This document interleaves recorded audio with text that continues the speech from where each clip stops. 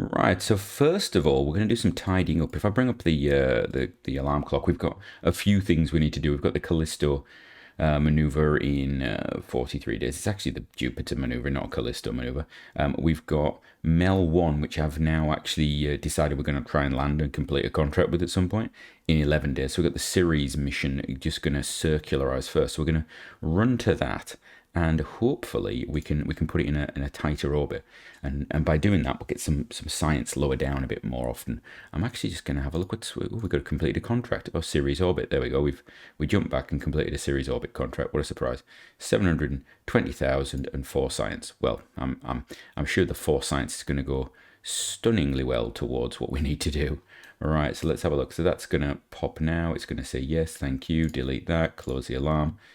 We got 4 days until the Mel one, so we can just do this, and we can line this up. I think we'll just do it manually. When we get there, we're gonna, let's see, that's in what, 10 minutes. We can just do that. So have I got avionics on this thing set up? Activate the avionics. There we go. RCS fires up. We have 700 meters of fuel on this. So what I will do is I will shut down 2 of the engines. We don't need that big a push, do we? I actually don't want to get too close. I want to get just the right distance, just the right distance. What we're looking like for supplies on this thing. Electricity is draining because that's what we've got the avionics on. What are we looking like for science? 100 and something. Data, we've got no data on at the moment. That's interesting. We've got equipment actually doing science. That would be something to check. Oh, it's all stopped. Why is that? That's interesting. Have I got it set to drain it and run it? That's interesting, because we could be gathering random bits of science from this, couldn't we? Have I turned it to, like, so that goes off, that comes on. Why is that not done that? I obviously did it because I was going to do something. I'm probably even in this episode. I don't know when the last time I touched this, actually. So has that been orbiting for a while and I just haven't bothered, or I don't know anymore. I don't know anymore. Right, let's get to the maneuver and then just do it. We could probably do this with RCS actually if I wanted to. We've got another 1,000 meters per second on this, which we'll do for use for landing probably. I'm not sure what's the thrust to weight. That's 114. Thrust to weight on that is 3.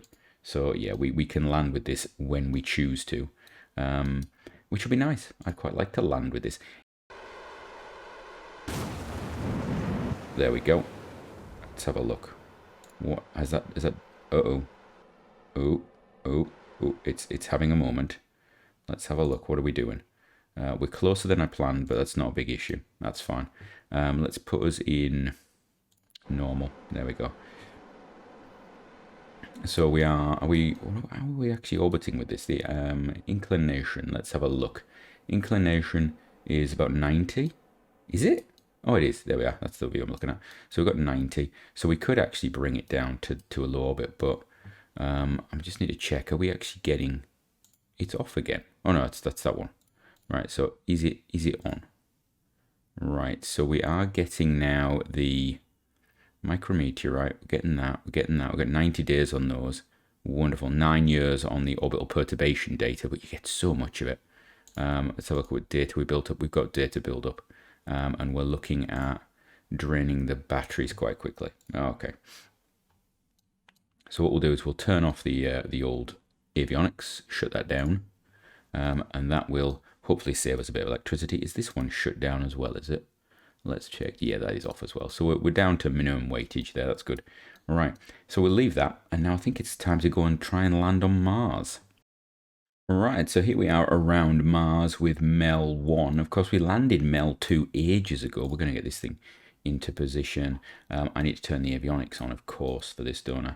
Let's have a look. Activate avionics. There we go. And RCS would probably be a good idea. Get this thing positioned correctly.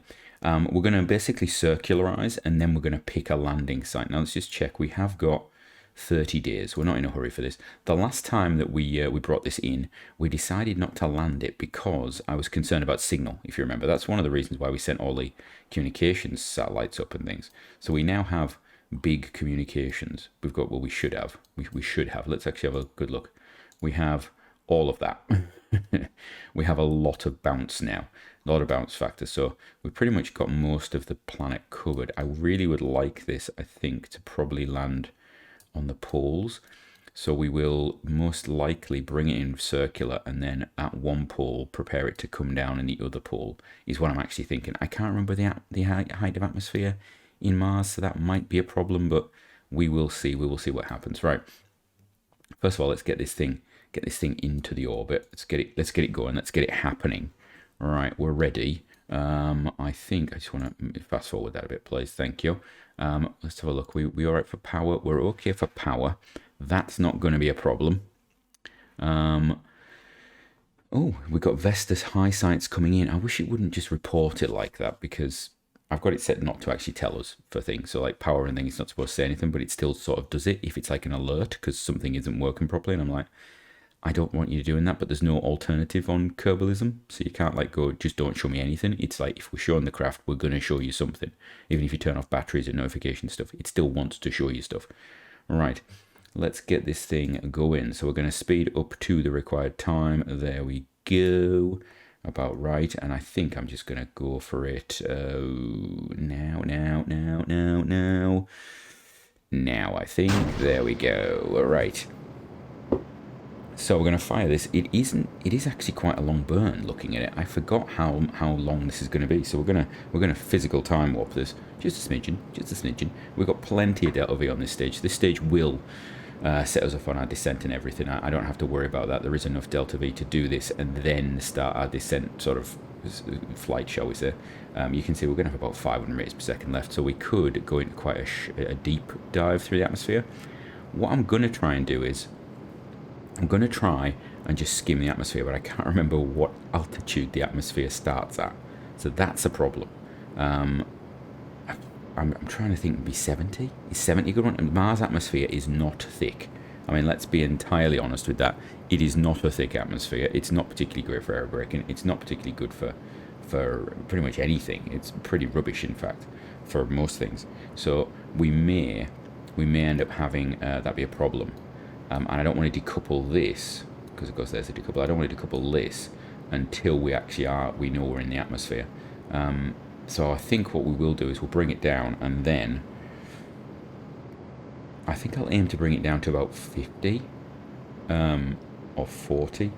40 would be Earth level. I think go 40, and then we'll know if we're capturing, and it'll start bringing us down. We may not end up going into the polar region, but we'll land somewhere.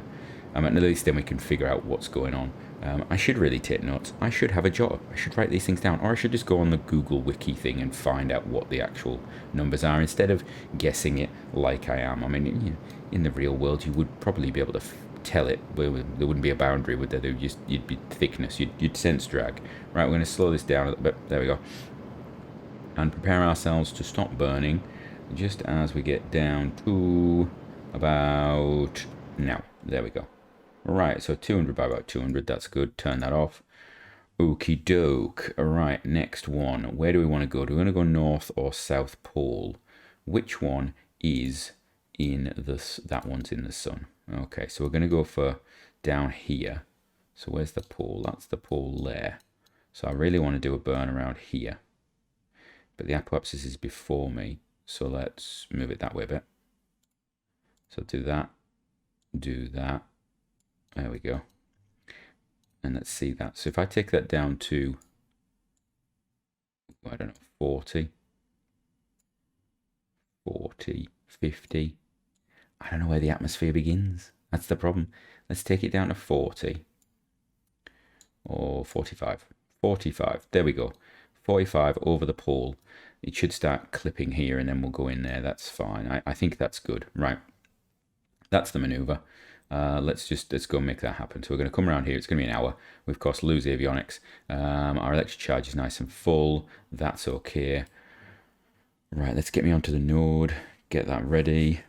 Is it RCSing? Is it RCSing? Are you RCSing for me? Node, thank you. Wow. So you've got to remind it that it needs to go to the node. That's interesting. It didn't used to do that. I've been seeing all sorts of interesting stuff happen, and I want to blame KSP2, but I can't because this isn't KSP2. I've been playing quite a bit of KSP2. I have not released many videos because they would be bug videos. They would just, and I don't want to do that. I don't want to be doing that. I've done all sorts of stuff though. I should probably put together some of it. I probably will put together some of it and probably voice over again afterwards, because some of them are quite annoying, shall we say. Right, I'm going to just, I'm going to burn this now. There we go. Pull that, and then we're going to just do that all the way. I don't need to be on the marker. It's fine. Doesn't need to be at the right time. There we go. What's my periups? Let's do a bit of that. Pull that, bring that down. There we go. Put that there. Put me on retrograde. 50 I think is too high. There, 43. I'm happy with that. Right. Let's get this thing into retrograde. Yep. And let's go through now. Let's go through. We're going to go over towards the sun anyway, aren't we? Are we? I hope we are. Because if I hit the atmosphere and we're not in the sun, that's going to be annoying in many different ways. Mainly because it's going to... Oh yeah, by the way, the rover arrived at its next destination. I'm not sure what its next destination is. I don't know what's going on with the rover anymore. Right, so it's below 140. Oh, it's actually a lot lower than I thought. So 125 is about where it is. Okay. I like that. So we know we're definitely going to be landing here anyway. I could probably get rid of that tank then, don't I? Yeah, I think that's probably what I need to do. So get rid of... Yeah, let's do that. Let's get rid of that. There we go. Jump back to the other craft. Oh no. Didn't expect to do that. Didn't realize it had double fired. Okay. Right. This might be a problem. This might be a significant problem. Right, have we got avionics on this? Is avionics on? Is avionics on? Activate the avionics. There we go. Right, okay. So we've lost the heat shield. Brilliant. We are coming in gently, so we might not need it. However, we have got 3,000 meters per second. That is a problem. Can we arm parachutes? Can I arm parachutes? Let's arm parachute. Arm parachute. Arm parachute. Arm parachute. Arm parachute. And arm parachute. Right. That, you saw we jumped back to this, we hit space because it looked to me as though they hadn't activated, there was no movement from them, they weren't doing anything, and it decoupled the heat shield. So that's good. Pretty sure the heat shield will survive re-entry until it hits the ground and explodes, because it doesn't have any parachutes on it. Just glad I didn't put the parachutes on the heat shield. Note to self, maybe in future disable the heat shield's decoupler until you're ready to do something and do it manually. That would be probably a smart idea. Right. Where do we think we're going to come down? Is this dropping? It is dropping. Okay, so probably we're going to be around here. We're not going to make it to the North Pole, are we? But we might get somewhere nice. So we're the upper atmosphere. Mars is upper atmosphere. Can we get a bit of science maybe? Oh, it's on. We are on. We can't pressure. We got many pressure scans there. We don't want to do that. Right. So we're going to start that one. Get that one. Doesn't work. That one. That one. That one. We'll get the first temperature. We'll get that one. Of course, because this was built with multiple scanners because we did weird symmetry on it. That was right. We could have just paired them up. We didn't. We actually had them everywhere. It was an absolute nightmare. Right. Okay. Are we going to start heating up at some point? Because we do have a lot of speed that we need to kill. And this atmosphere is not particularly forgiving low down. It seems to be like a brick wall, in fact. Right down there. And I don't want to open the parachutes at stupid speeds. Right, we're at 80. Right, we can now probably see where we're getting. Okay, so we're on the edge of the ice cap there. Okay. We might, I don't think we're going to, I think we're going to land around here, which looks quite flat, actually. That could be beneficial. It could be low. I can't remember which way around Mars is. Is it the North Pole is low and the South Pole is high? It's something like that. It's like the southern continents are actually higher than the North or something like that. I seem to remember seeing like an example of a terraformed Mars where there was like a big ocean around the top half with a couple of little islands and land down the bottom, which is sort of opposite of Earth, isn't it? Earth's got a lot of its land mass up along sort of Asia, Europe, North America, and then you've got South America, Africa sort of jutting down, and then Australasia down the bottom on its own. Right. we're down to, yeah, this is going to burn up. There's no way this stops. There's no way this slows down slowly enough without heating up. That heat shield was required, and this is going to be painful. Unless these things take the brunt of the heat, but I don't think it's going to happen. I mean, I could use the engines. I'm actually tempted to give it a little spurt. We could put it into radial out and fire the engines a bit. That is a thought. That is a thought. We might actually manage this without a heat shield, thinking about it. It is slowing down pretty fast. Pretty nicely, actually. The problem I've got is it might actually flip because I don't know where the weight, the center of mass is on this thing. I have a horrible feeling. That the center of mass is at the top when the heat shield is not on. So that's a problem. We're at 40 kilometers up. We are slowing quickly, actually. I think we might have saved ourselves through just a delicate application of power. Now, those two are pushing like anything, so this thing wants to flip. Quite clearly, it wants to flip. And it's just about holding it. My concern is if we go on too fast, if we don't slow down a bit more, it is going to flip when it gets into the thicker atmosphere. We're about to border the thicker atmosphere. If we flip, I cannot put the engines on because it's just not going to work. So then I have to decide, do we actually fire the engines? Anyway, how long do I have a burn on the engines? 143 seconds. That's a long burn. I don't know when to start it though. Let's get the landing autopilot on. Where's landing guidance? There we go. Show predictions. Right, I'm gonna land in 1 minute. Wow. Okay, that's interesting. It actually thinks I should start them now. Let's do that. Let's do a little bit of that, just to see what happens. What's this? Oh my, they are not very efficient in this atmosphere. Okay, there is no good per power. Not good. Why are they so poor? Is it just because I've been looking at them in atmosphere all this time? No, it says better. Why is it? Oh, because it's... Oh, you know what it is? It's throttled. It's because it's throttled. Okay. That's alright. I don't mind that. How many lights... Actually, how many ignitions did they got? I've just realised. Have I fired them and they don't have more ignitions? Ignition penalties are 0. Ignition penalty for no. Ignition chance is high. Total runtime we've got okay. We've got 30 seconds to landing. Okay. I'm going to fire them up a bit. Let's get us slowed down a bit. Wait until we get, 200 meters per second down. That's what we want. We want to take the edge off this a bit. Because I want those parachutes to fire and not rip us to shreds. They are going to fire. They're going to fire. Just... Oh, there we go. We've got parachute deployment. Okay. Ah.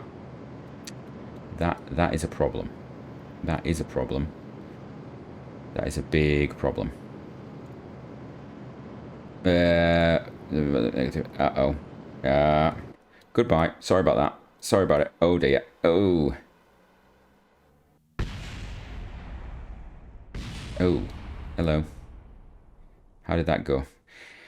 So, let's sit rep that whole situation. I think we can all agree that wait to deploy your parachutes until you've cooled down a bit, until you've slowed down a little bit. Don't do it automatically when you're at stupid speeds above the surface. What we could have done is use some thrust a bit earlier and really slowed it down, done a proper break-in thrust. So we got down to about 900 meters per second, okay. Then that would have been, oh yeah, vessel is destroyed, can't autosave. I wasn't trying to autosave. I think it's time for us to return to somewhere else. I can't, is it locked up? Oh, no, here we go. There we go. Here we are. Right. So let's actually just check the end there. So relay crashed into Mars. Okay. Avionics unlock control. Where's the bit? Stage 2 confirmed. Avionics. It doesn't tell me about the parachutes. Let's see if we can be a bit more successful with the other missions in our lives. Right. So here we are with our... basically our Jupiter 1 to... Is it, where are we going to? We're going to... There we are. Callisto. We're going to Callisto. Yeah. I knew exactly what was going on then. So we're going to do this first burn, and then in 200 days we're then going to do another burn, which is going to put us in the plane, and then we can start trying to actually get an encounter with Callisto. This is going to be interesting, I think. So you can see we're coming in at quite a pace. It's going to be about 500 meters per second. We've got plenty of fuel and power on this thing. This is basically unspent. It is fully loaded up. You know, we could send it. We've sent this thing to I believe, Mercury before, haven't we, with slight modifications. But yeah, it's a beast of a stage, this, with this small probe on the top. We get an awful lot of delta V for it. So the aim of this is to actually get it to Callisto. We might, and I need to check the thrust to weight. We might look at potentially a landing. I don't think it will have the delta V, or at least it might not have the thrust to land on Callisto, but we'll see. We'll see. If nothing else, we can orbit it. Right. So what I'm actually going to do is get rid of landing guidance. We're going to get the rendezvous planner up. I'm going to get the rendezvous planner to do this for me. So I'm going to just run it forward until we get near to where we need to be. There we go. Look at that. Earth low tropics transmitted. Vista high space science. We're getting lots of science in the moment. I actually cleared the science out. We spent it before I went. So we've got about 40 science since then. Right, let's have a look. Are we okay for power? We have turned everything off on this because we want to make sure that we've got power for flyby and stuff. Delete on close the alarm. So I've got 14 minutes away. There's Jupiter. Isn't it lovely? Isn't Jupiter lovely? Look at that. Oh, yes. We'll just put that there. Oh, that's a beautiful picture. It's a beautiful picture. Loving the planets lined up there. Right, we're going to, I'm going to execute the next node. It means this is going to do its little turn, which is going to ruin everything because, of course, it's never balanced properly. And ideally, we'd have a little reaction wheel in there, but in RP-1, they are realistic, which means they do absolutely nothing unless you've got a big one. So we could do that. We're not going to. Right, here we go. Send that on its way. Superb.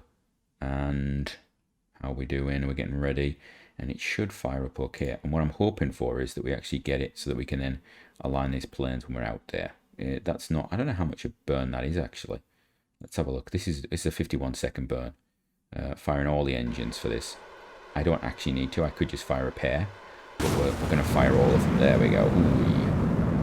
If we fired all of them, if we fired a pair of them, it would take longer, obviously, and I'm trying to stave up the burn time on these sorts. Okay, we've still got ages on it. They're not gonna ever have a problem. They've got the ability to run, but if one of them goes, it means we have to turn its partner off, and then we're risky. We're risky then, because they don't have the gimbal to do anything really. I'd have to put them on really low thrust and use the RCS to counter it.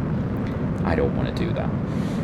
It is loud though, isn't it? That was just pull back, sea monsters. There we go. That's better. Yeah, because of course in space you can hear the rocket engines go off. Yeah, completely. This at all wouldn't be silent. Well, I suppose if you were there, you'd hear it. You'd feel it. So you'd hear it. There'd be charged particles hitting you, obviously. They're obviously not at the moment. Let's have a look at how we're doing. We are actually in the sphere of influence. Oh, good. Superb. And then so is that not done? That is done. And what's that going to do for our ascending descending? That says that one is going to give us a perfect one. Right, so is that one on the alarm? Let's check. Has it come up yet in 200 days? It has not. So we're going to add that with a 10-minute window. There we go. Add that alarm. So that one's going to come 200 days. We've got nothing else coming up. So I think I might go and try and build some craft, and we might actually launch. Ooh, now that's not at all close, is it? That is not at all close. What's the distance? It's going to be thousands. It's like the distance from the Earth to the Moon. In fact, it's not. It's bigger. All right. So I'm going to go and see what craft we've got left, because we've got 60 days until anything happens. Let's go and see what there is to do. Right, so I am launching a new craft, and I'm going to pop that on. We've got the autopilot on. We've got basically the autopilot on. This is well, I don't know if I've shown it before, actually. I may have shown it. The Javelin 25. So this is basically going to replace some of my smaller vessels, and it launches from the 700-ton pad, so it's not a bad size. Uses an F1 engine at the start, but I'm actually launching this because, and you notice we're actually at a different angle to normal, we're actually going to launch this up into a polar orbit because it's got a new payload on it. It's something that I want to get done, and the sooner I do it, the sooner we start getting stuff back from it, and that is, we've now got an awful lot of science, which means that we've got opened up a lot of science tech, and one of the things you can do is like improve the cameras that you scan the Earth with. And so, of course, we have got some of the best cameras we can now. We've got some that are going to take a long time to scan the Earth. And so I thought we'll put a couple of those into orbit and you get an awful lot of science for them. I think we're talking thousands. I'm not entirely sure how much, but I can check. We can check once this thing's going up. But yeah, so this is what we're going to launch up. It's basically using tech that we've already got. It's designed to run with pretty much everything we've got before. And let's bring it up anyway. So we're going up to a 200 orbit. I could actually put it higher. We could actually, in fact, you know what we are. We're going to go, it needs to be over 350, I think. So we'll go 375 and we'll go 375 there as well. There we go. Because it's not the most optimal launch profile, but it means I don't have to mess around with it too much, is what I'm actually thinking. So we've got nice and steep, get into there. We probably won't have enough fuel for it. We should have. I mean, yeah, we definitely should have. The F1 engine is really, for this, it's beautiful. It's a perfect engine. And there we go, it's gone. Start up the second stage. And the second stage, of course, we are using, let's put it over there, the LH2 LR87 vacuum engine, as we always use. So it's getting a reasonable thrust away. Get the fairings out the way because we're high enough up now, and you can see the beautiful craft. And I was about to middle mouse button on this to try and zoom in, and then I realized you don't do that in Kerbal Space Program 1. That's just a KSP 2 thing. So there we are, we're now above the thing. You can see this bottom section here is actually well, you recognize it. It's actually we use it, or it is being used for something else, and it's an adaptation of something else that we used to use. So all of these tanks are actually untooled. Well, they are tooled, but not for this project. We've got some additional tanks here. What's in there? We've got the basically orientation fuel and stuff for this. We've got a bit of fuel there for those. We've got a lot of orientation fuel, basically. Just loaded it up in case I need it. Docking port on the top, just in case we ever need to dock to it and do anything. I'm not quite sure why we're so high up. This is interesting. So this is obviously a glitch. You will see on the side here lots of 100-watt power units. This thing has power for days. It's designed to basically just keep going. You can see we can't do that. So it's 20 years this thing will run for, but it gives you, is that 10,000? 1, 2, 3, 4, 5. I think it's 10,000 or 100,000 science. I can't remember which way around it is. It's a lot of science, and it runs for 10 years. So you've got it up there for a year. That's an awful lot of science. We're not going to launch just one of them though. We're gonna launch 3 because I would really like to get the science out of it very quickly. It does, however, require good data transfer. It has an awful lot of data transfer requirement. I've checked the aerials on it. There shouldn't be a backlog. If there is, there is. You know, we'll live with that. Why have I got liquid hydrogen, liquid oxygen? Oh, it's that. That's why. I was looking at that thinking, what? That's not right. And then, of course, it's the engine, because that's 2 minutes. Oh, that's interesting. It takes into account the engine is running. Oh, I didn't know that. How exciting. Right, we've got about 2,000 meters per second on there. We should actually be very close to orbit. This may end up having to kick in. We may end up having to kick these engines in. But if I can get into a nice circular orbit with this, I'll be very happy. It does require, it's very picky. Okay, it's very, very picky. So if we do this, let's have a look. It requires that we do over 350. It's got to have less than a certain level of radiation, so you can't put it in the Van Allen belt, basically. And the eccentricity's got to be pretty much 0. So we're now okay for altitude. It's okay with altitude. That's good. And it's just going to be a case of Van Allen belt. Now it's saying we're going to use... it's going to say we're going to use 500 meters per second from that next stage. Okay, that's not bad, actually. I can live with that. That's not terrible. In fact, that's perfect. You can see we've got 3,000 on there just because we've got extra tanks. Because we have the extra tanks that we've been using. And I had the load capacity to do it. Oh, we need to jump to this one. Oh, hello. Hello. What's going on? Fire engines, maybe? Do that. Does that work? Hello? Hello? There we go. Just do that. Oh, that's loud. Right. Is MechJib going to let me actually ascent guidance that? Engage the autopilot. Why are you not firing? Nope. Get away. Are we not in orbit yet? We're not. Okay. Target is unreachable. Interesting. Get rid of that. Disengage that. Do that. What do you mean the target is unreachable? When am I actually going to get to my apoapses? So we actually had, obviously, the carrier craft is the one that's had the stuff on board. 1 minute. Interesting. I don't think we'll have a problem with that. Let's just fire the engines. Just turn it on. Fire that. There we go. Let's just fire the engines, see what happens. We need to get into orbit anyway. It's obviously having a moment. Right, so we just need to get this down, this eccentricity down to 0, which should happen, I'm hoping. You can see we're going to creep on the apoapsis. We should be able to get up. Maybe it was sent guidance was going, no, you don't have enough time, because we'd had that cutout, which is annoying actually. Right, let's pull that back. Yeah, so we had that cutout, and I'm assuming what actually happened was the carrier rocket was the main part for some reason. I'd obviously got the view focused on it instead of on this, which is interesting. So you can see we have got max transmission rate 2.36 kilobytes per second to Wallops. Because we're going polar, we're going to download a lot of data at certain points, but we're not going to be able to do it all the time. That's not a massive issue. I don't really see that as a problem. We're going to put this on prograde now, I think, in a moment. Is it going to take us that long to get to that point? Possibly. Yeah, put it on prograde. Yeah, go prograde. Right. This might have actually turned out better because we haven't used ascent guidance. That's quite funny, actually. If we have to, we'll just shut the engines. We probably don't have to. We may need to. We'll just see what happens. I don't mind going up. We're still within the CVert range. That's normal. If we get anywhere near sort of 400 kilometers, I will definitely stop it on that one. 0.2. Come on. We're going to stop it soon, I think. Yeah, we'll do that. Right. We're going to leave it until it gets to closer to time. So let's speed this up a bit. Wait until we get within a range of, yeah, about there. Right. We're going to let it get onto prograde again. We're just going to keep firing it. Is it now going to start? It's not going to start yet because we're not perfectly sorted. Right, let's fire the engines.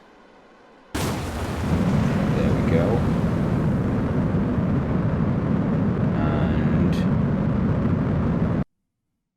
there we go. Oh, perfect. I think I actually managed to stop it manually perfectly there.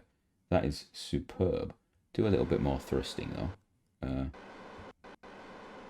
Pull that back a bit. Yeah, that's good. I'm happy with that. Right. So let's have a look at the data we're getting. We are getting a lot of data. And we're not going to be able to download that instantly because we've got this slow connection. We can sort of trickle it out, but let's have a look. You can see 19 years, is it? Yeah, so 19 years, not 9 years, 19 years. So yeah, it's going to take a while. It is running.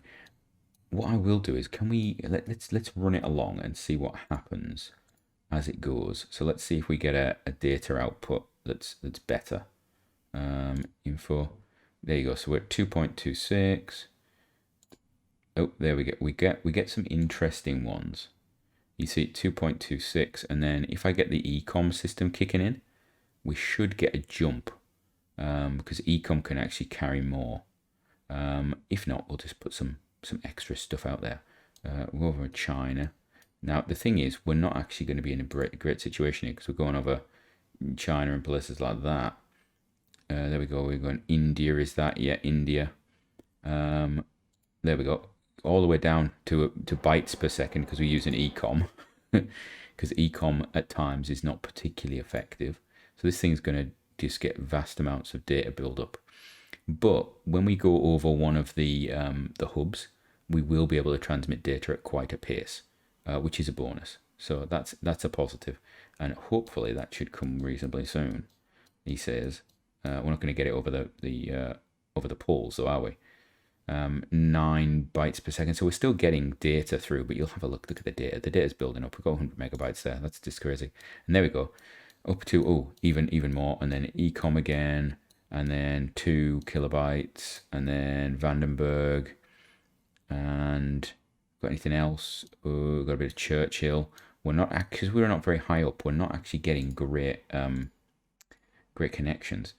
So where are we? Yeah, so you see we are getting multiple connections, but it's sort of, we're getting multiple connections. That's the problem. What we want is to get somewhere that's got a nice high one and see what happens. If we don't, well, we don't. We can always send more of these up and do stuff and things with them. Yeah, I mean, it's not going to be a killer.